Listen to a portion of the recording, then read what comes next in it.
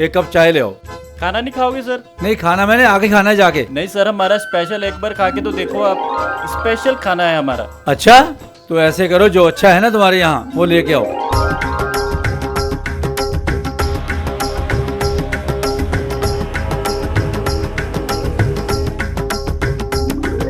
ਬਾਊ ਜੀ ਚਲੋ ਚੱਲੀਏ, ਪੈਂਚਰ ਲਵਾ ਲਿਆਂਦਾ ਗੱਡੀ ਨੂੰ। लवा लिया? ਹਾਂ ਹੁਣ ਗੱਡੀ ਇੱਥੋਂ ਪਿੱਛੇ ਘੁਮਾ ਲੈ, ਘਰ ਚੱਲਦੇ ਆਂ। ਉਹ ਬਾਊ ਜੀ ਅੰਮ੍ਰਿਤਸਰ ਨਹੀਂ ਜਾਣਾ ਆਪਾਂ ਰੋਟੀ ਖਾਣ? ਉਹ ਸ਼ਦਾਈਆ ਮੈਂ ਰੋਟੀ ਇੱਥੇ ਹੀ ਖਾ ਲਈ ਆ।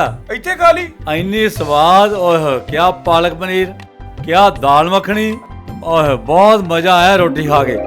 ਅੱਗੇ ਤੋਂ ਯਾਦ ਰੱਖੀ, ਹੁਣ ਆਪਾਂ ਅੰਮ੍ਰਿਤਸਰ ਰੋਟੀ ਖਾਣ ਨਹੀਂ ਜਾਇਆ ਕਰਨਾ, ਅੱਗੇ ਤੋਂ ਇੱਥੇ ਹੀ ਰੋਟੀ ਖਾਣ ਆਇਆ ਕਰਨਾ ਆ, ਰਾਇਲ ਪੰਜਾਬੀ ਸ਼ੁੱਧ ਵੈਸ਼ਨੂ ਢਾਬੇ ਤੇ।